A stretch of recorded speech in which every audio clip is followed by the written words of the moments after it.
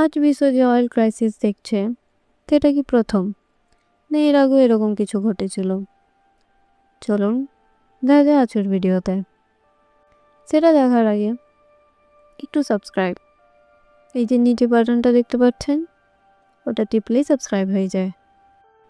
সালটা হলো 1973 মাস অক্টোবর। মধ্যপ্রাচ্যে একটি যুদ্ধ শুরু হয়, ইয়ম কিপুর যুদ্ধ। মিসর এবং সিরিয়া মিলে ইসরায়েলকে অ্যাটাক করে, যার উদ্দেশ্য ছিল 1967 সালের 6 দিনের যুদ্ধে ইসরায়েলের কাছে হারানো আরব ভূখণ্ড। ইসরায়েলি বাহিনীকে অপ্রস্তুত অবস্থায় ধরার লক্ষ্যে ইহুদি ধর্মের পবিত্রতম দিন ইয়ম কিপুর এবং রমজান মাসে এই হামলা করা হয়। এই গল্পে তেল কেন দরকারি, তাই না?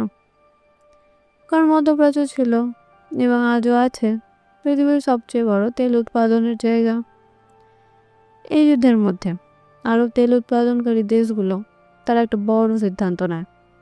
তা হলো যে দেশগুলো ইসরায়েলকে সাপোর্ট করছে তাদেরকে তেল রপ্তানি বন্ধ করে দেওয়া হবে। তেল উৎপাদন সীমিত করে যুক্তরাষ্ট্র ও ইসরায়েল সমর্থক দেশগুলোর ওপর এই নিষেধাজ্ঞা আরোপ করা হয়। হঠাৎ করে বিশ্ববাজারে তেল সাপ্লাই কমে গেল। চাহিদা থাকলে একই, কিন্তু সাপ্লাই কম।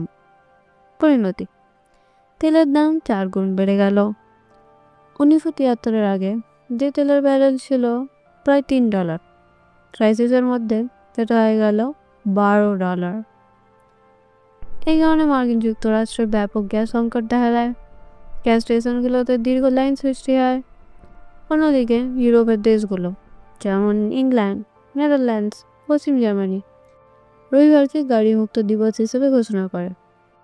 এই সংকটে 3টি বিষয় চোখে পড়ল।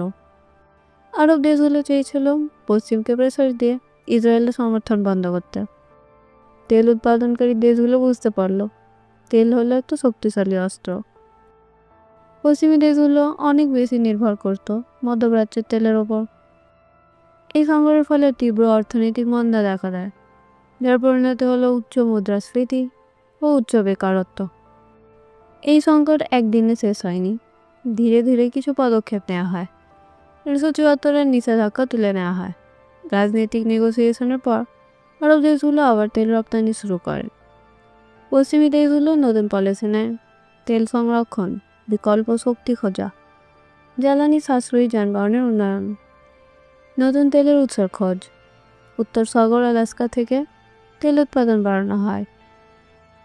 ধীরে ধীরে তেলের যোগান স্টেবল হয় এবং প্রাইস নিয়ন্ত্রণে আসে। কিন্তু একটা জিনিস পার্মানেন্টলি চেঞ্জ হয়ে যায়। পৃথিবী বুঝতে পারে যে তেল সরবরাহ নিশ্চিত না হলে পুরো ইকোনমি ধসে যাবে। তাহলে সেই ক্রাইসিস আর এই ক্রাইসিস থেকে একটা জিনিস বোঝা গেল, 1973 সালে যা ঘটেছে সেটা আবার হচ্ছে। নির্ভরতাই থেকে গেল। এত পলিসি, এত এই সেই, কিন্তু মিডল ইস্টে তেল উৎপাদনে বাধা এলেই দেশের অর্থনীতি ধপাস।